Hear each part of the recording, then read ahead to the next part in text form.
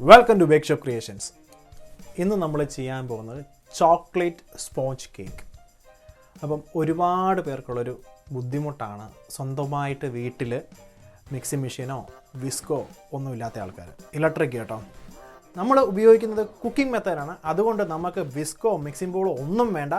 സാധാരണ ഒരു പോട്ട് വെച്ച് നമുക്ക് വീട്ടിൽ തന്നെ ഈ മിക്സ് നമുക്ക് ഉണ്ടാക്കാൻ സാധിക്കും. Here is a recipe. Let's go to the bake shop.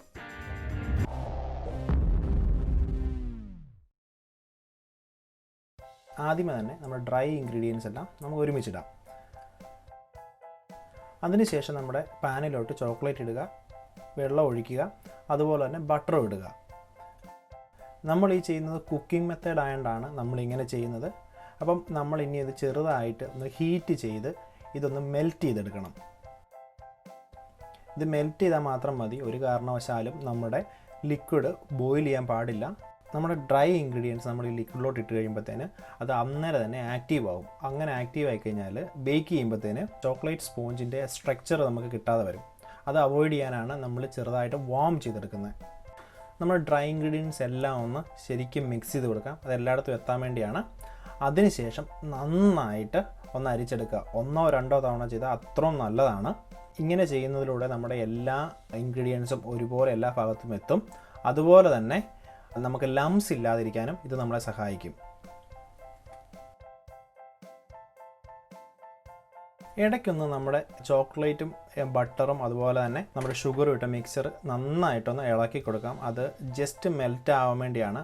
ചെറുതായിട്ട് വാമായി കഴിയുമ്പോൾ നമുക്ക് എടുത്ത് മാറ്റാം.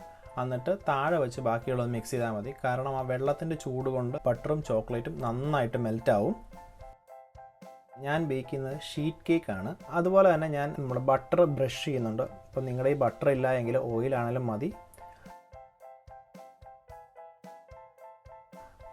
അതിനുശേഷം നമുക്ക് പാഷ്മെൻറ്റ് പേപ്പർ, നമ്മൾ എപ്പോഴും പറയാനുള്ള പോലെ പാഷ്മെൻറ്റ് പേപ്പർ എന്നാണ് പറയുന്നത്. ബട്ടർ പേപ്പർ എന്ന് നമ്മുടെ നാട്ടിൽ പറയും, പക്ഷേ ശരിക്കുള്ളതിൻ്റെ പേര് പാഷ്മെൻറ്റ് പേപ്പറാണ്. പാഷ്മെൻറ്റ് പേപ്പർ ഇട്ട് മാറ്റി വെക്കാം നമുക്ക്.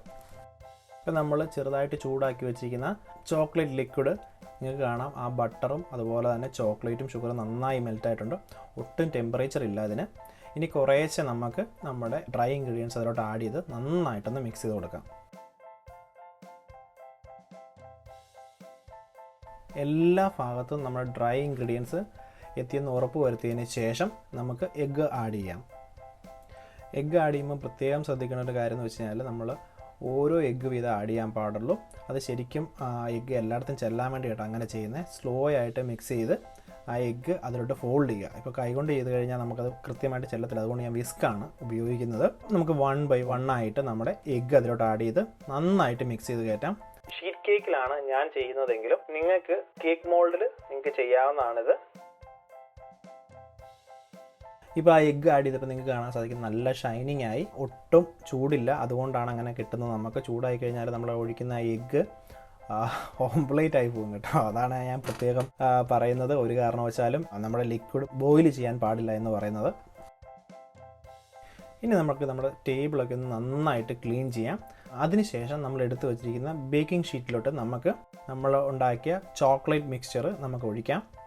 ഇനി നമുക്കൊരു സ്പാച്ചുള വെച്ച് ചെറുതായിട്ടൊന്ന് ലെവൽ ചെയ്ത് കൊടുത്താൽ മതി. കാരണം എന്ന് വെച്ചാൽ ഇത് ലിക്വിഡ് ആയതുകൊണ്ട് കൃത്യമായിട്ട് തന്നെ എല്ലാ ഭാഗത്തും നമ്മൾ ട്രെയിലെത്തും. അതുകൊണ്ട് ഒത്തിരി നമ്മൾ ലെവൽ ചെയ്യേണ്ട ആവശ്യമില്ല. ഇനി നമുക്ക് ഏകദേശം ഒരു 180 ഡിഗ്രിയിൽ നമുക്കൊരു 25 മിനിറ്റ് ഈ കേക്ക് മിക്സ്ചർ നമുക്ക് ബേക്ക് ചെയ്യാം. നിങ്ങൾക്ക് കാണാൻ സാധിക്കും ഇപ്പോൾ നല്ല പഞ്ഞി പോലെയുള്ള ചോക്ലേറ്റ് സ്പോഞ്ച് റെഡി ആയിരിക്കുകയാണ്. നല്ല സോഫ്റ്റാണ്. ഇപ്പം ഇത് നിങ്ങൾക്ക് വിപ്പ് ക്രീം വെച്ചോ ഗണാഷ് വെച്ചോ ഐസിങ് ചെയ്യാവുന്നതാണ്. ഇപ്പോൾ ആർക്കെങ്കിലും ഗണാഷൻ റെസിപ്പി വേണമെങ്കിൽ എൻ്റെ വീഡിയോസിൽ ചെക്ക് ചെയ്താൽ മതി. നിങ്ങൾക്ക് ഗണാഷൻ റെസിപ്പി ഉണ്ട് അവിടെ. Thank you for creating with me in the bake shop. നിങ്ങളുടെ അഭിപ്രായങ്ങളും നിർദ്ദേശങ്ങളും താഴെ കമൻറ്റ് ചെയ്യാവുന്നതാണ്. അതുപോലെ തന്നെ നിങ്ങൾക്ക് ആർക്കെങ്കിലും കൂടുതലായിട്ട് ബേക്കിങ്ങിനെ കുറിച്ച് അറിയാനുണ്ടെങ്കിൽ നമ്മുടെ വെബ്സൈറ്റ് നിങ്ങൾക്ക് സന്ദർശിക്കാം. അതിൻ്റെ ലിങ്ക് ഞാൻ ഡിസ്ക്രിപ്ഷനിൽ കൊടുത്തേക്കാം. See you next time.